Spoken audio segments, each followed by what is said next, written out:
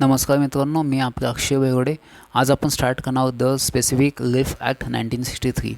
सगळ्यात पहिले याचा अर्थ काय तो समजून घेणं खूप महत्त्वाचं आहे। मी एक्झाम्पल देतो की जसं माझे वडील आहे, मी 16 वर्षाचा होतो त्यावेळेस वडिलांनी काय केलं, एक कॉन्ट्रॅक्ट केलं ट्रस्टीसोबत आणि त्यांना सांगितलं की ही प्रॉपर्टी तुमच्याकडे ठेवा आणि ज्यावेळेस हा मुलगा 18 वर्षाचा होईल त्यावेळेस ती प्रॉपर्टी त्याला ट्रान्सफर करा। ठीक आहे, ज्यावेळेस मी 18 वर्षाचा झालो, मी ट्रस्टीकडे गेलो आणि त्यांना विचारलं की ती वडिलांनी जी प्रॉपर्टी दिली ती मला द्या। त्यावेळेस ट्रस्टीने डिनाय केलं। त्यांनी सांगितलं की एक काम करा, तुम्ही 10 करोड रुपये घेऊन जावा। मी त्यांना सांगितलं नाही, मी घेऊन जाऊ शकत नाही, कारण की त्या प्रॉपर्टीसोबत एक इमोशनल अटॅचमेंट, एक फिलिंग असते जे आपण पैशामध्ये कन्सिडर करू शकत नाही। मग अशा केसमध्ये जर ट्रस्टी डिनाय करतं तुम्ही कोर्टामध्ये सूट फाईल करू शकता under the specific leaf act 1963। हो, त्यासाठीच पास केला की जिथे तुमची जी लॉस असतो ते कॅल्क्युलेट करणं इम्पॉसिबल असतात, जे डॅमेजेस जे झालेले असतात ते कॅल्क्युलेट करणं इम्पॉसिबल असतं। तर अशा केसमध्ये तुम्ही सूट इथे फाईल करू शकता। सगळ्यात पहिले ॲप्लिकेबल होल ऑफ इंडिया, आता जम्मू काश्मीर येणार नाही।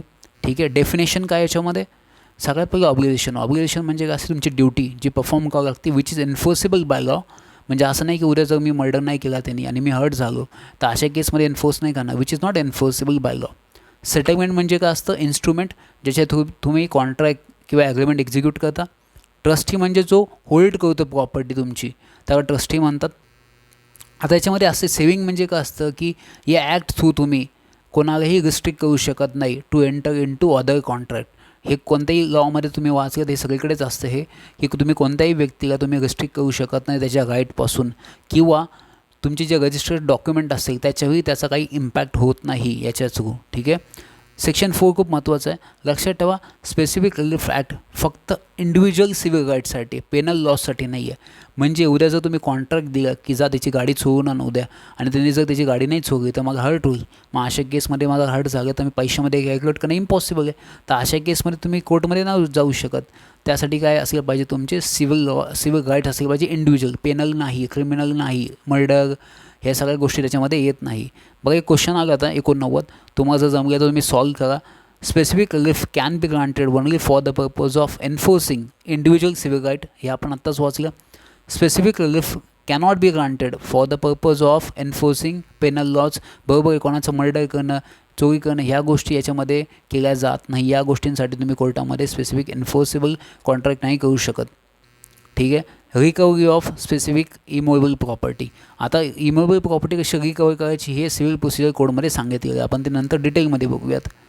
आता suit by person disposes of immovable property म्हणजे माझी एखादी जी प्रॉपर्टी असेल विदाऊट कन्सेंट ती जर डिस्पोजेस केली, कोणी ॲक्वायर केली असेल विदाऊट माय नॉलेज, तर त्या केसमध्ये तुम्ही सूट फाईल करू शकता कोर्टामध्ये। बट त्यासाठी काही लिमिटेशन्स असतात। सगळ्यात पहिलं लिमिटेशन आहे 6 महिन्याच्या आतमध्ये तुम्हाला केस दाखल करायची। म्हणजे समजा माझी जर प्रॉपर्टी कोणी जानेवारी महिन्यात जर ॲक्वायर केली असेल तर जूनपर्यंत मला केस कोर्टामध्ये फाईल करायची आहे। त्यासाठी 6 महिने लिमिटेशन आहे। दुसरी गोष्ट, तुम्ही गव्हर्नमेंटच्या अगेन्स्ट केस फाईल करू शकत नाही, ही दुसरी गोष्ट लक्षात ठेवा। तिसरी गोष्ट, तुम्ही ॲपील फाईल करू शकत नाही, या ऑर्डरच्या अगेन्स्ट ॲपील तुम्ही फाईल करू शकत नाही। चौथी गोष्ट, तुम्ही कोणत्याही माणसाला डिबार करू शकत नाही, त्याच्या राईट्सपासून आपण ऑलरेडी वाचले। आता तुम्ही क्वेश्चन सॉल्व करू शकता। लास्ट इयरचा क्वेश्चन आहे, limitation to file suit under section 6 of the specific relief act 1963 is, किती महिन्याच्या आतमध्ये तुम्हाला सूट फाईल करायचं आहे? Option 3, 6 month from the date of disposition. Okay, no suit under section 6 for the specific relief act 1963 shall be brought, कोणाच्या against आपण suit file करू शकत नाही, तुमचा आन्सर असला पाहिजे नंबर 4, अगेन्स्ट द गव्हर्नमेंट। ठीक आहे, recovery of specific movable property. आता तुमची जर मुवेबल प्रॉपर्टी असेल, ठीक आहे, तर त्यासाठी प्रोसेस कशामध्ये मेन्शन केली आहे, ती पण सिव्हिल प्रोसिजर कोडमध्ये मेन्शन केली आहे। त्यावेळेस आपण डिटेलमध्ये पाहूयात। ट्रस्टीलासुद्धा राईट असतो, म्हणजे माझी जर एखादी मुवेबल प्रॉपर्टी मी ट्रस्टीकडे दिली असेल तर त्यावेळेस ट्रस्टीसुद्धा सूट फाईल करू शकतो, कारण की त्याच्याकडे राईट आहे, कारण की पोझिशन कोणाकडे, त्याच्याकडे। किंवा स्पेशल किंवा टेम्पररी राईट्स, स्पेशल किंवा टेम्पररी राईट्स म्हणजे मी समजा लहान आहे 16 वर्षाचा, तर 2 वर्षासाठी 18 वर्षाचा उत्सव जर कोणाकडे प्रॉपर्टी दिली असेल, त्याला स्पेशल राईट दिली असेल, तर तो सुद्धा कोर्टामध्ये काय करू शकतो, सूट फाईल करू शकतो।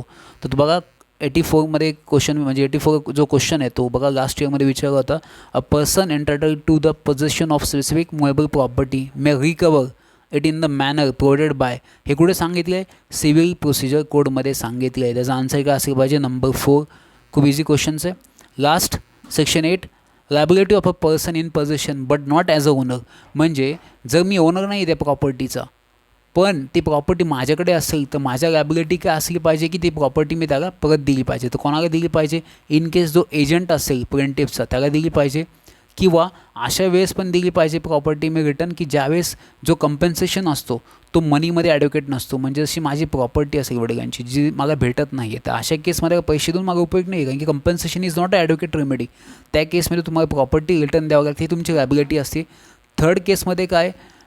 Difficult to ascertain the actual damages. आता असा डॅमेजेस झाला की ज्याचं कॅल्क्युलेट करणं खूप इम्पॉसिबल आहे, तर अशा केसमध्ये तुमची लायबिलिटी तुम्हाला ती प्रॉपर्टी परत देणं, किंवा प्लेंटिफकडून रॉंगफुली ट्रान्सफर झाला असेल. रॉंगफुली म्हणजे त्याला नॉलेज नसेल, तो अंगोठा छाप असेल, त्याच्याकडून चुकून ती प्रॉपर्टी कोणाला ट्रान्सफर झाली असेल, तर अशा केसमध्ये तुमची लायबिलिटी असते ती प्रॉपर्टी तुम्हाला परत देणे. ठीक आहे मित्रांनो, आपण लवकरच पार्ट 2 मध्ये अपलोड करणार आहोत. Thank you so much.